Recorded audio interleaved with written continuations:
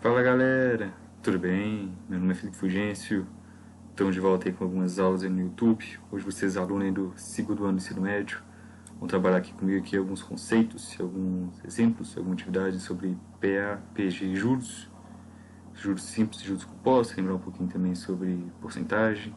Então bora comigo, bora trabalhar, terceira semana, PET 1 de matemática, bora lá. Então vamos situar primeiro, vamos falar um pouquinho sobre progressão, falar um pouquinho de PA, depois PG, juros, e vamos caminhando aí. Então vamos lá, primeira parte, vamos trazer aqui uma definição, falar sobre progressão. A ideia de progressão está relacionada com avanço e sucessão. Caracterizamos uma progressão como uma série numérica de quantidade, ou seja, que ocorre de forma sucessiva, um após o outro. Ela é estabelecida por uma lei de formação. Então uma progressão pode ser também como avanço ou sucessão, seguindo alguma lei de formação, seguindo algumas características. E essa progressão, nós temos duas, nós temos a progressão aritmética e a progressão geométrica. Vamos apresentar um pouquinho, para a gente lembrar um pouquinho sobre a progressão aritmética e depois sobre a progressão geométrica. Então, diz o seguinte, né, que é uma progressão aritmética, conhecida popularmente como PA, obrigado, como PA. É uma sequência em que cada termo, a partir do segundo, é igual à soma do termo anterior com uma constante. Essa constante é chamada de razão da PA e é indicada por R. Então, eu trouxe aqui um exemplo. Temos que, então, que cada termo, a partir do segundo, é igual à soma do termo anterior com uma constante. Então, aqui a gente foi menos 6, foi menos 1, 4, 9, 14. Se a gente for olhar aqui, qual que é a razão? Do 4, o 9 nós andamos quanto? Nós andamos 5. Se a gente fazer o quê? A parte do segundo é igual à soma do termo anterior com uma constante. Então, que é 5. Com essa razão, 4 mais 5 dá quanto? Dá 9. 9 mais 5 dá 14. Então, assim sucessivamente. E nesse outro caso aqui tem uma razão igual a 0,3. Se a gente for aqui somando aqui 0,3, a gente vai ver que vai ser a nossa razão. Vai ser a nossa PA, que é progressão. Agora nós temos alguns fatos aqui interessantes. Ok, se nosso R, essa nossa razão, né, que vai fazer nossa progressão crescer, senão ela vai estar se diminuindo. Se essa R, essa razão, ela for maior que 0, cada termo é maior que o anterior. Logo a PA é crescente, mas nesse caso aqui um termo está sendo maior que o outro. Agora, se R for menor que 0, cada termo é menor que o anterior. Logo logo a PA é decrescente. Então, se a gente tivesse aqui menos 1, menos 6, se fosse aqui, nesse caso aqui, a gente teria ela decrescente. Ou se fosse qualquer outro caso, assim, já está diminuindo, então vai ser aqui decrescente. Agora, se R for igual a 0, então se nossa razão for igual a 0, então todos os termos da PA são iguais. Então a gente não vai estar nem diminuindo nem aumentando. A PA vai estar do mesmo jeito. Essa progressão não vai ter mudado em nada. Então a PA é constante. Beleza? Então agora a gente mostrou o que é uma PA, como que a gente pode determinar se vai ser uma PA ou não, dessa razão. Como que a gente pode calcular? Como vai ser essa fórmula, essa lei de formação de uma PA? Então vamos encontrar uma expressão que permite obter um termo qualquer da PA, conhecendo apenas o primeiro termo e a razão. Então, naquele caso, aqueles exemplos, agora a gente conhecia apenas o primeiro termo e a razão. Como é que será que seria para encontrar a fórmula geral? Então, nesse caso, vamos pegar aqui uma PA, sendo de A1 até uma N. E a razão é R. Então, a gente sabe que aqui o A2 menos o A1, então a gente pegar aqui o primeiro termo, o segundo termo menos o primeiro termo, nós vamos encontrar aqui a razão. A gente sabe. Então, a gente for verificar aqui nesse caso aqui, a gente vai fazer o que? O primeiro termo menos o segundo termo, a gente encontra que é a razão.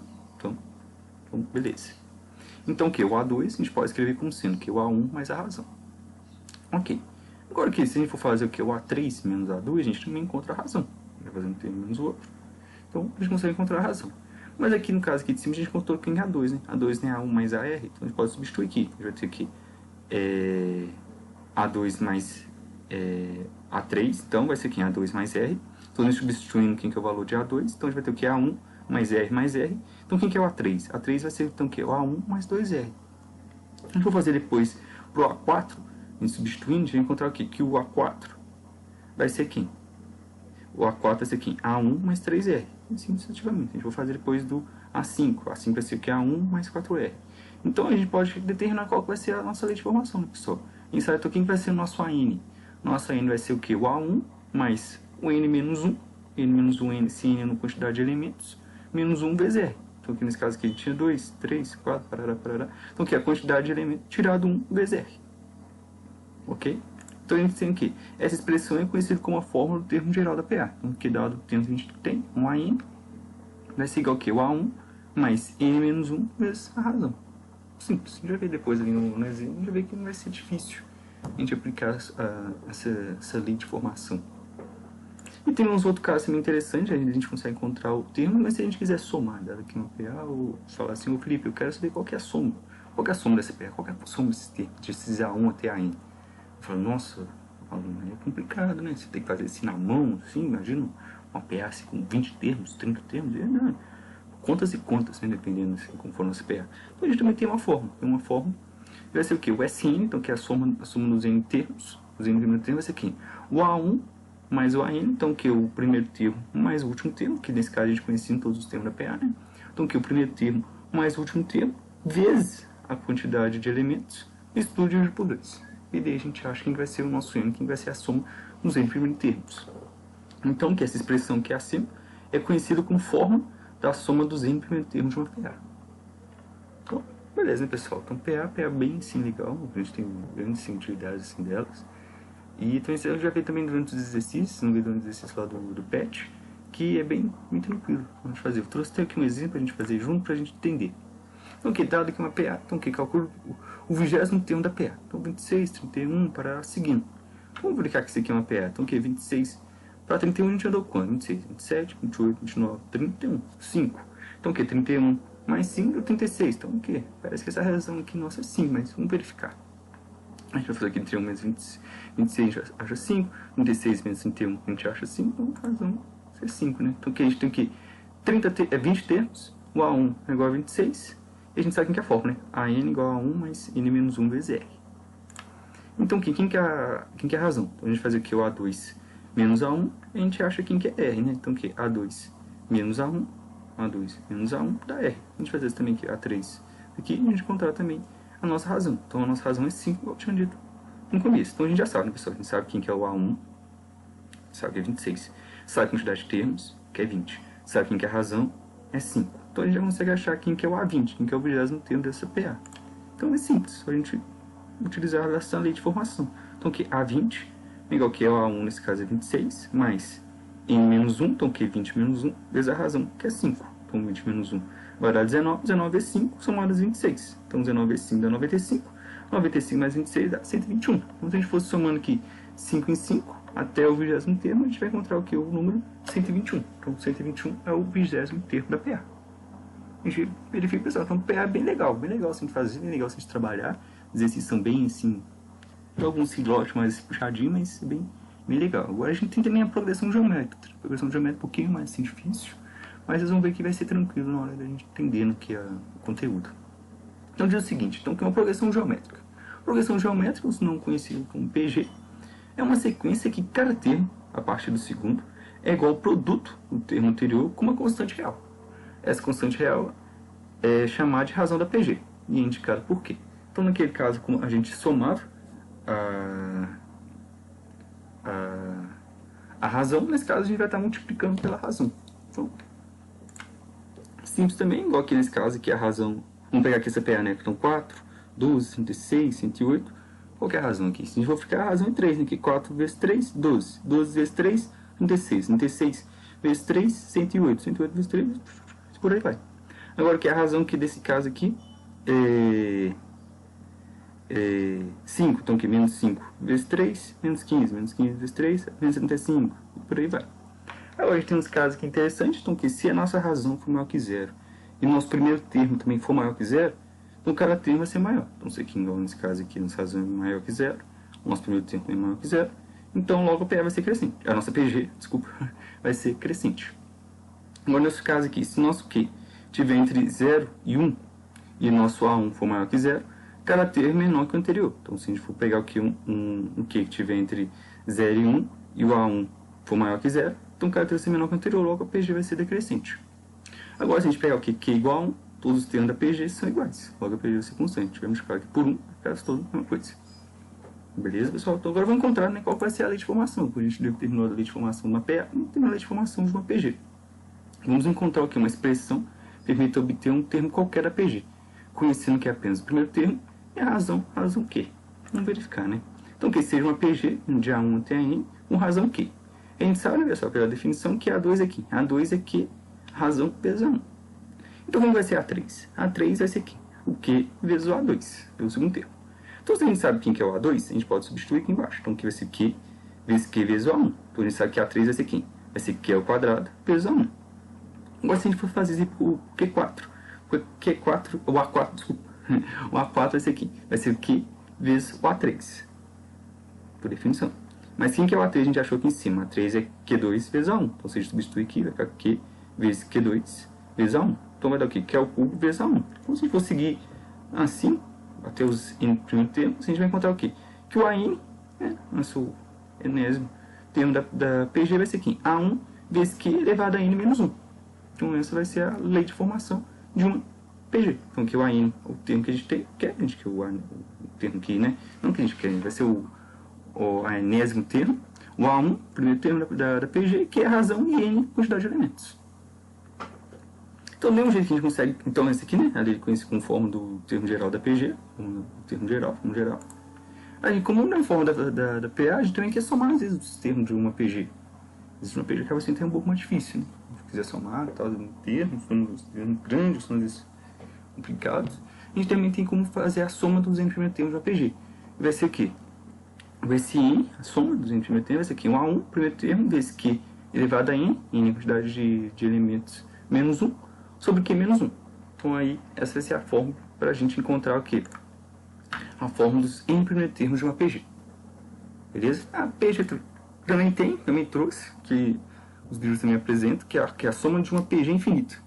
Então, a gente tem infinitos termos, a gente quer saber qual vai ser essa soma, vai ser, né, aproximada de quanto? Porque a soma de uma PG infinita de termos é dada por, nesse caso aqui, né, nessa PG, de A1 até AN, por aí vai, de razão Q, o Q que varia entre menos 1 e 1, e aí que falta já, só trouxe mais curiosidade, né, se for traçar o que é o limite dessa nossa série aqui, vai ser aqui A1 sobre 1 menos Q. Então, dizendo que a soma dos termos dessa PG é infinita. Então, que vai ser o que? Igual a 1 sobre 1 menos Q. Beleza, pessoal? Então, aqui mais sim curiosidade aqui da soma de uma PG infinita vai ser o que? O A1 sobre 1 menos Q.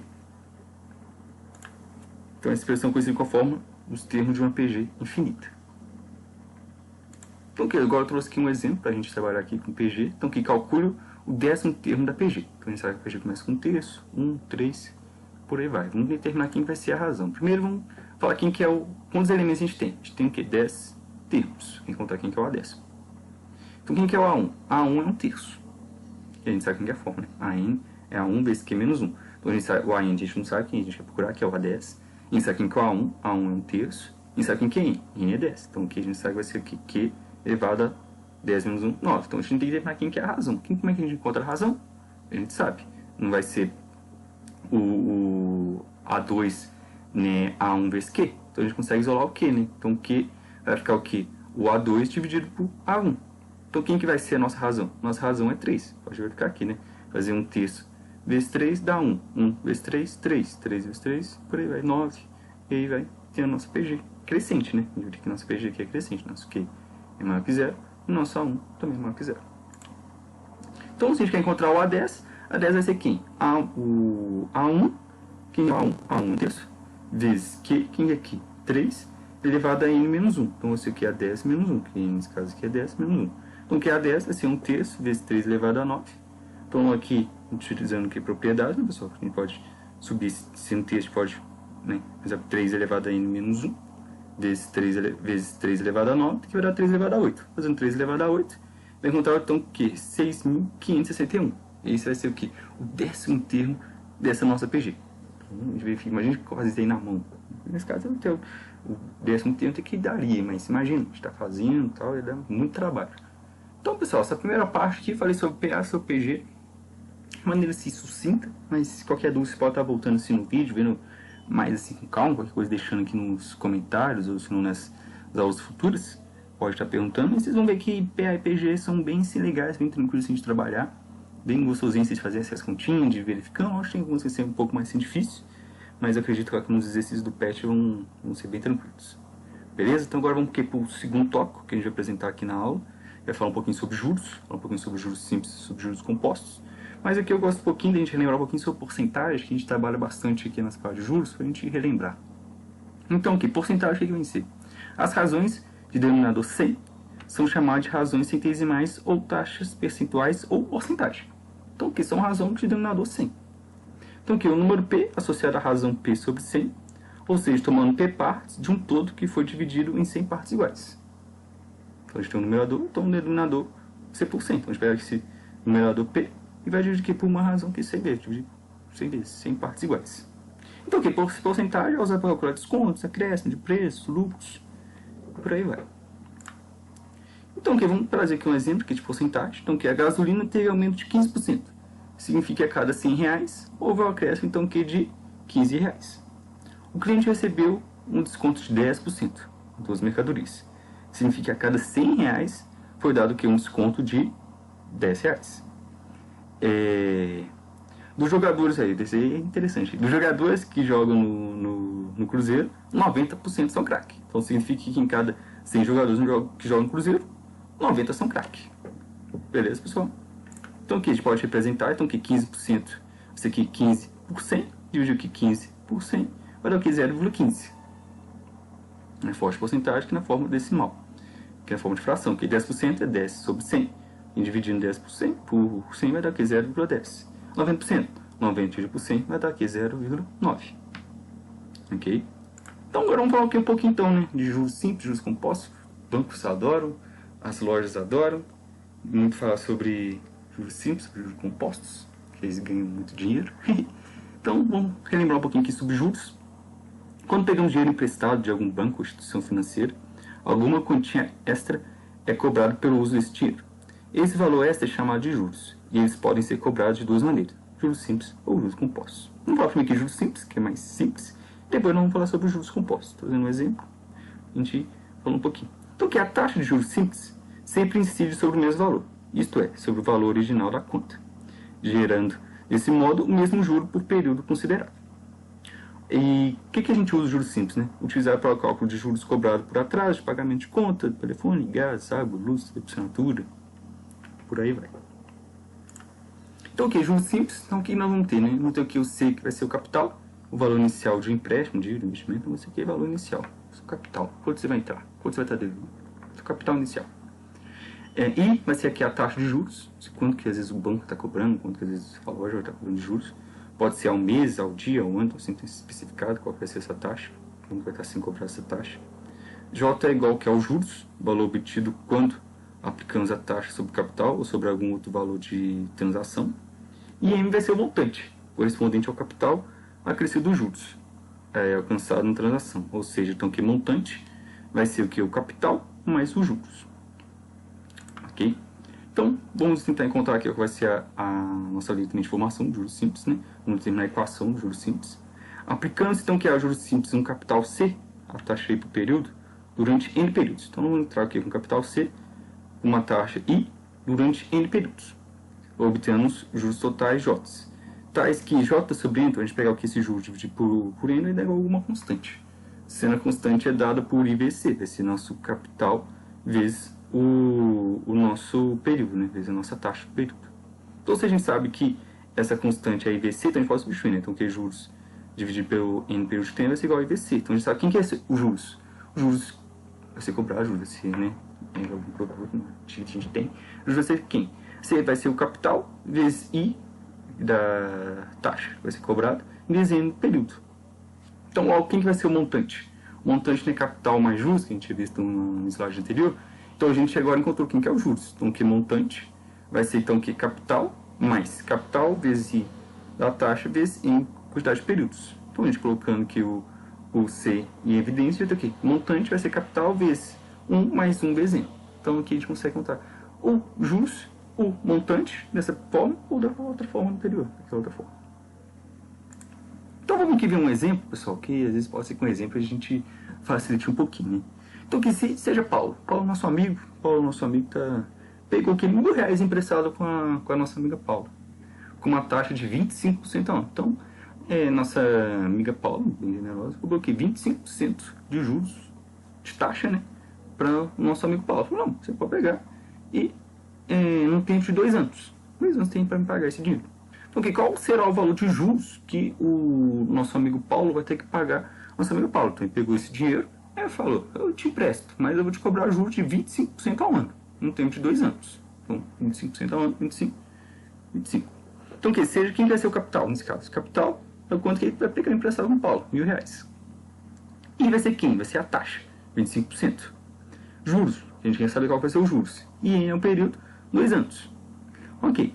Então, a gente sabe que 25% vai ser o quê? 25 sobre 100. A gente vai fazer o quê? 25 dividido por 100 vai dar o quê? É 0,25. Então, a gente pode jogar aqui na fórmula, né, pessoal? Juros é capital vezes I, vai ser a nossa taxa, vezes no período. Então, capital 1.000 vezes 0,25 vezes 2. Então, qual vai ser os juros que a nossa amiga Paula vai cobrar para o nosso amigo Paulo? Vai ser um juro de R$500. Então, o nosso amigo Paulo vai pegar R$1.000, aí vai ter que devolver os 1.000 mais um juro de R$500. Então, Paula foi bem esperta, passivo do nosso amigo Paulo. A gente verificou que cresceu um pouco, né? Agora, a gente vai aprender, pessoal, os juros compostos. Juros compostos que a maioria dos bancos usam, que o crescimento é bem maior, vai ser mais generoso. Então, vamos entender. Entender o que é juros simples, né, pessoal? Então, bem legalzinho de mexer. Vamos ver o que é juros compostos. Então, o que é juros compostos? São juros calculados com uma porcentagem do capital original, mais os juros acumulados pelo anterior, ou seja, vai ser o quê? Juros sobre juros. Ele vai apenas, juros simples, você vai aplicar apenas em um período, aqui você vai aplicar num período, e esse outro período vai ser aplicado em cima daquele juros anterior. Então, naquele caso ali, os juros simples, nosso juros foi de R$500, os juros compostos ia ter sido um pouco maior. Então, vamos continuar. Nesse método, somamos os juros ganhos nos anos anteriores ao capital inicial, aumentando assim o valor desse capital principal. Os juros dos próximos períodos, então, serão cobrados em cima desse novo valor. Assim, os juros vão crescendo de forma exponencial, então, ou seja, um crescimento bem maior em comparação com os juros simples. E é o que? Utilizado nas transações comerciais e aplicações financeiras. A cada período, o juro é calculado sobre o valor da dívida, naquele momento, e não sobre o valor inicial. Então, naquele caso, ali, o juros simples sempre sobre o valor inicial. Já nos juros compostos, vai aplicar acima do juros do período que foi anterior. Então, vamos lá, vamos determinar então como vai ser essa forma, como vai ser a lei de formação, que é de juros compostos. Ok, vamos determinar a equação de juros compostos, o que considera um capital C aplicados a juros compostos. Há uma taxa de juros I, fixa por período, durante N períodos. Então, o que? Temos ao final do primeiro período, o primeiro montante será igual a quem? O montante 1 vai ser o que? O capital, mais o capital vezes I, vezes a taxa. Então, quem vai ser o montante 1? Vai ser o que colocando aqui na nossa evidência, vai ser capital vezes 1 mais I. A gente guarda isso aqui. Agora, que no segundo período, o segundo montante vai ser igual a quem? Vai ser o montante 2, vai ser igual a montante 1, mais o montante 1 vezes I. Mas a gente já sabe quem que é o montante I. A gente encontrou quem é o montante 1, a gente já encontrou quem que é aqui em cima. Então, a gente substituindo aqui, montante 1 multiplicado por 1 mais I. Então, a gente consegue substituir aqui, né, pessoal? Substituir e conta quem que é o montante 2. O montante 2 vai ser quem? Vai ser o capital vezes 1 mais I ao quadrado. Então, por aí vai, por N vezes. Então, se a gente for verificar o que é o enésimo montante, ao final do enésimo período, o enésimo montante será igual a quem? Ao capital vezes 1 mais I elevado a N. Então, deixa eu verificar aqui no exemplo ali que esse crescimento vai ser bem alto. Né? Igual aqui nesse caso aqui. Agora vai ser a nossa amiga Paula. Nossa amiga Paula possui o que? Um capital de R$850. E vai aplicar o que? Uma taxa de 13% ao mês. Uma taxa bem interessante, 13% ao mês. No regime de juros compostos. Qual será o montante obtido após 8 meses? Então, a nossa amiga Paula foi lá no banco. E a nossa amiga Paula verificou, começou lá com o gerente do banco e falou que se ela investir esse dinheiro, vai ter uma taxa de 13% ao mês. No regime de juros compostos. Então, qual será o montante obtido pela nossa amiga Paula no final de 8 meses? Então, que esse banco aí está bem bom, né? Então, uma taxa de 13% ao mês. Então, vamos escrever as informações que a gente tem, pessoal. A gente tem que saber que o capital que ela aplicou inicial foi R$850. No N, nós período, nesse caso aqui, 8 meses. Nossa taxa também está em meses, então 13%. A gente faz aqui 3 dividido por 100, vai dar aqui 0,13, como decimal. E a gente sabe quem que é montante. Então, aqui a gente sabe quem que é montante de 8, de M de 8. Então, aqui montante de 8 vai ser então aqui em capital vezes 1 mais I elevado a 8, né? Que nesse caso aí é 8. Então, aqui M de 8 vai ser aqui 850 vezes 1 mais 0,13 elevado a 8. Então, fazendo essa conta, 1 mais 0,13 vai dar 1,13.